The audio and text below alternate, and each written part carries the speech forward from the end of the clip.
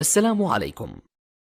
لا تنسوا الإعجاب بالفيديو والاشتراك في القناة تشجيعا لنا لنستمر بنشر المزيد إن شاء الله. L'évolution des technologies automobiles au fil du temps s'accompagne d'une multiplication des composants électriques et électroniques. Les besoins énergétiques moyens d'un réseau de bord de VP étaient de l'ordre de 1 kW en 1995 pour 3 à 4 kW en 2005. Ces besoins ont naturellement une incidence sur la technique des batteries.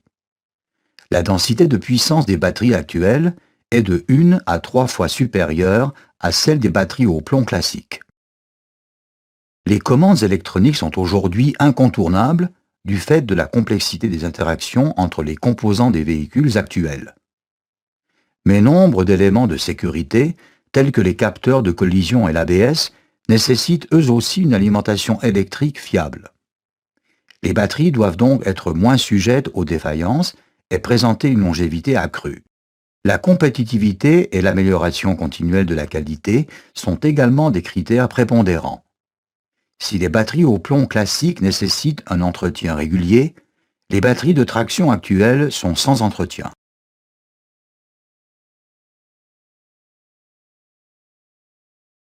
Le perfectionnement technique des batteries de traction porte principalement sur 2 points. Amélioration de l'électrolyte. Il s'agit d'abandonner les électrolytes liquides. Des modifications chimiques et mécaniques permettent de solidifier l'électrolyte. On parle alors d'électrolyte gélifié. Amélioration du matériau des électrodes. La stratégie tourne autour d'un maître mot, le perfectionnement. La batterie AGM a constitué un véritable bond en avant en matière de technologie. AGM signifie Absorbent Glass Mat.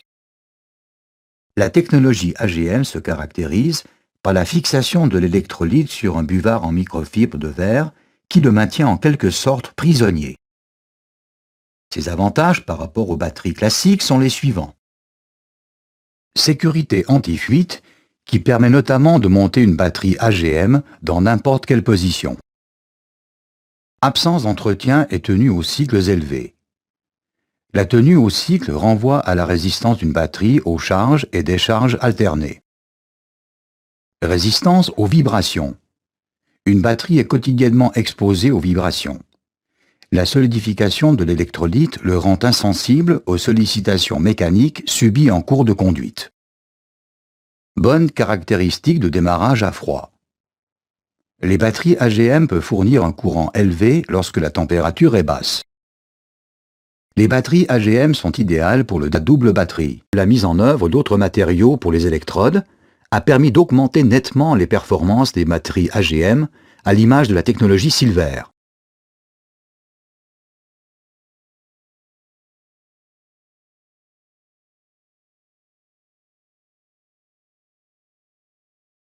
Autre possibilité d'une batterie, la gélification. Cette technologie consiste à gélifier l'électrolyte par adjonction d'acide silicique. Les avantages des batteries gel sont similaires à ceux des batteries AGM. Elles comportent toutefois un inconvénient majeur. Les batteries AGM et les batteries gel sont très sensibles aux températures élevées. Les hautes températures affectent très nettement leur longévité. Ainsi, une batterie AGM dure entre 7 et 10 ans à 20 degrés Celsius, mais sa longévité est réduite de moitié à 30 degrés Celsius.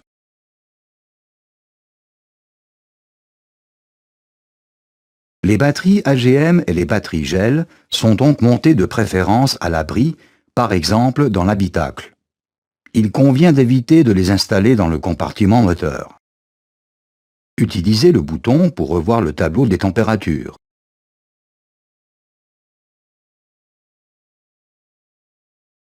Lorsque le véhicule roule, les batteries de traction sont déchargées par les consommateurs alimentés. On distingue les consommateurs permanents, alimentés même à l'arrêt, et les consommateurs qui ne fonctionnent qu'au cours de la conduite. La décharge est d'autant plus rapide que le courant prélevé est important. Une très forte consommation va donc de pair avec une perte d'électrolytes qui risque d'endommager la batterie. Une consommation modérée mais prolongée sans recharge dans l'intervalle est également susceptible d'endommager la batterie. C'est ce que l'on appelle une décharge profonde. L'alternance entre des cycles de décharge et de recharge dans le véhicule a également une incidence sur le comportement en décharge. La décharge se fait plus rapide au fur et à mesure des cycles. Les hivers rigoureux ont eux aussi un impact considérable sur le comportement en décharge. L'activité chimique de l'électrolyte diminue lorsque la température est basse. Plus la décharge est avancée et plus la concentration d'acide décroît. La batterie peut même geler dans des cas extrêmes. La page suivante aura trait à un autre facteur de décharge des batteries, en l'occurrence la décharge spontanée.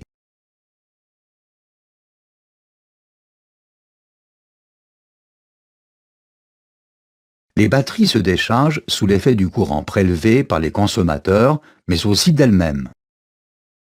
Cette décharge spontanée, due à un équilibrage électrochimique interne à la batterie, s'élève à entre 5 et 10% par mois pour une batterie au plomb classique. Les batteries gel sont moins sujettes à la décharge spontanée à raison de 2 à 5% par mois. Quoi qu'il en soit, la décharge spontanée réduit la capacité des batteries au fil du temps. Il est donc nécessaire de recharger les batteries qui ont perdu de leur capacité en cours de stockage.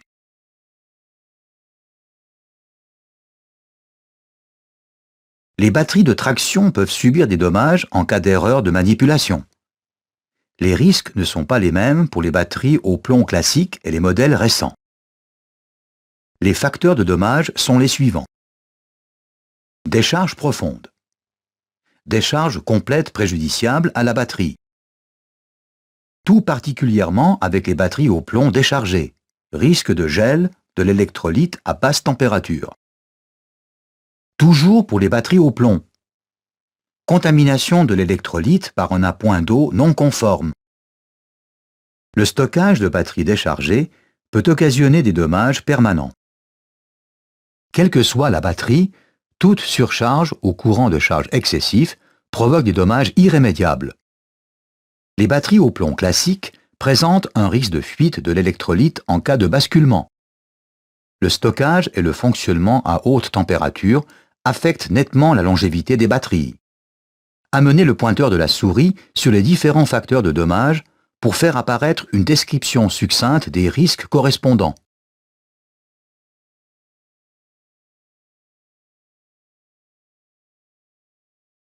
Les batteries AGM et gel sont sans entretien, à la différence des batteries au plomb classiques. Cela ne signifie pas pour autant qu'elles n'ont pas besoin d'être rechargées. L'entretien d'une batterie au plomb consiste principalement à maintenir le niveau d'électrolyte liquide. Les batteries au plomb actuelles sont, à cet effet, pourvues d'un œil magique qui indique l'état de l'électrolyte. Un appoint peut être effectué si nécessaire. La page suivante aura trait à la procédure d'entretien afférente. Peu importe qu'il s'agisse de batteries au plomb AGM ou gel, le contrôle de l'état de charge fait partie de la routine d'entretien. Certaines batteries sont donc équipées de voyants qui permettent de faire une première estimation. Le testeur de batterie VAS 5097A permet de contrôler les batteries avec précision. Il inclut un test de charge automatique pour les batteries de 12 volts à raison de 140 ampères-heure au maximum. Les résultats sont consignés dans un rapport d'essai.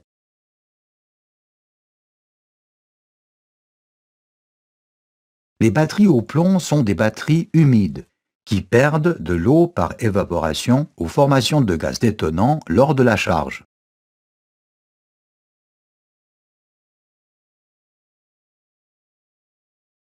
La perte de liquide doit être compensée régulièrement.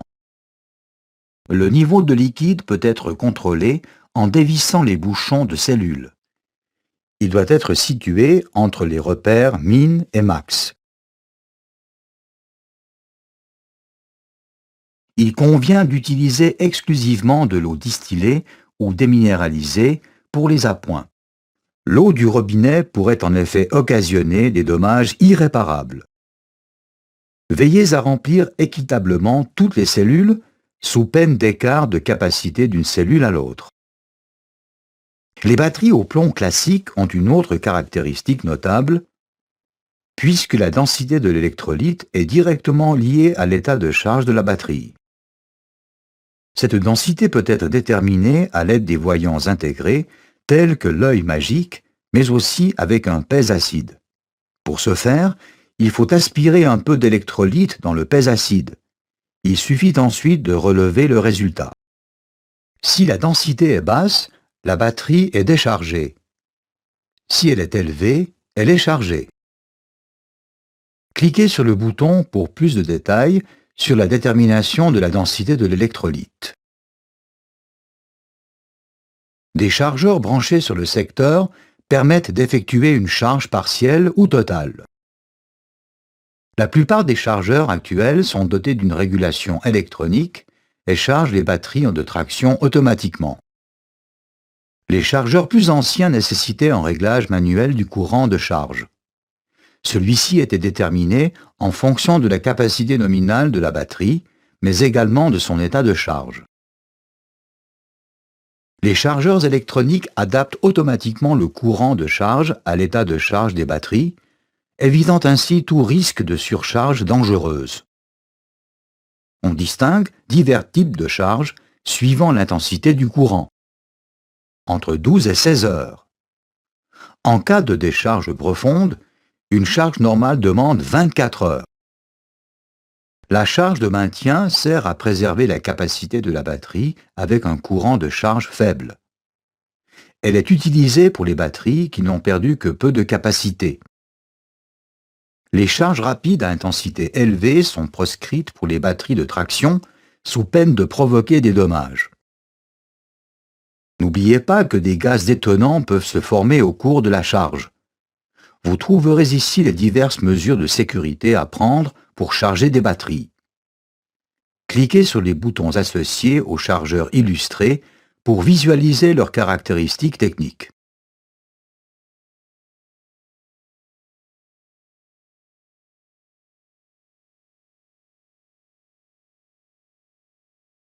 Sur les véhicules plus anciens sans électronique embarquée, il était possible de débrancher la batterie pour effectuer une intervention. Les véhicules actuels sont dotés d'une électronique de bord sophistiquée et toute interruption prolongée de l'alimentation provoque la réinitialisation des appareils à microcontrôleurs. L'alimentation électrique ne doit pas être coupée. Les possibilités d'alimentation en cours d'intervention sont au nombre de 2.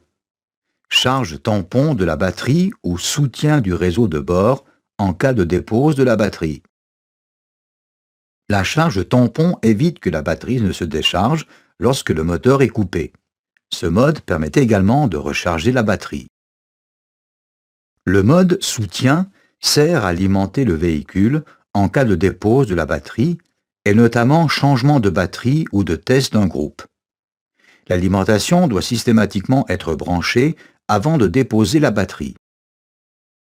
Ces procédures nécessitent un chargeur de batterie qui offre ces deux fonctions de tampon et de soutien, comme le chargeur d'atelier VAS 5900. Les batteries doivent être stockées selon le principe FIFO, de sorte que les batteries rangées en premier soient utilisées avant celles qui ont été stockées par la suite. La durée de stockage des batteries est de 12 mois au maximum. Au-delà, les batteries d'origine ne peuvent plus être vendues au titre de pièces neuves. Les batteries portent une étiquette qui permet de bien respecter leur durée de stockage. La couleur de l'étiquette indique l'année et la lettre le trimestre d'entrée en stock. Cette date est également gravée sur la borne positive de la batterie. La tension d'une batterie chute en cours de stockage du fait de la décharge spontanée. La température a une forte incidence. Les batteries doivent être stockées dans un endroit frais, sec et bien ventilé. Les batteries qui ont perdu de leur capacité en cours de stockage doivent être chargées avant la vente.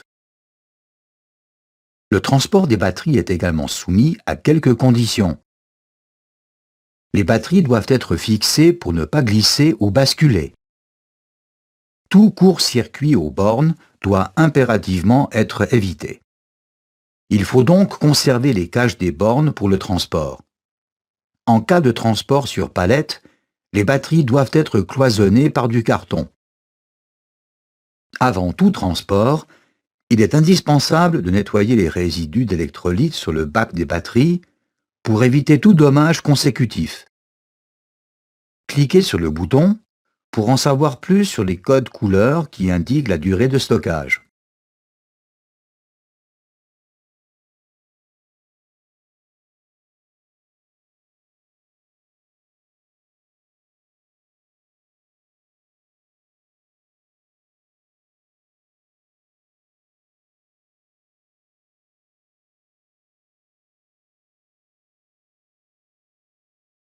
Chaque batterie comporte des consignes d'avertissement sous forme de symboles.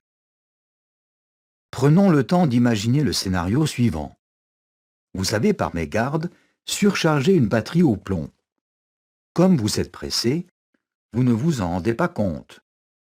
Pour couronner le tout, vous posez un outil métallique sur la batterie que vous venez de charger qui court-circuite l'épaule.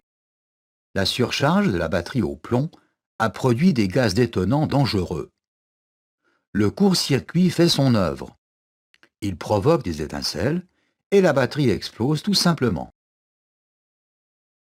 Ce scénario est peu probable, mais il n'en reste pas moins possible. Il faut impérativement respecter les consignes d'avertissement qui figurent sur les batteries. On distingue diverses catégories de consignes d'avertissement. Les avertissements généraux soulignent des risques potentiels. Les interdictions générales évitent les accidents ou les situations dangereuses. Les consignes générales de manipulation visent elles aussi à prévenir les risques. Les consignes de mise au rebut ont trait à l'élimination des batteries usagées. Pour vous familiariser avec les diverses consignes d'avertissement, cliquez sur les symboles afférents.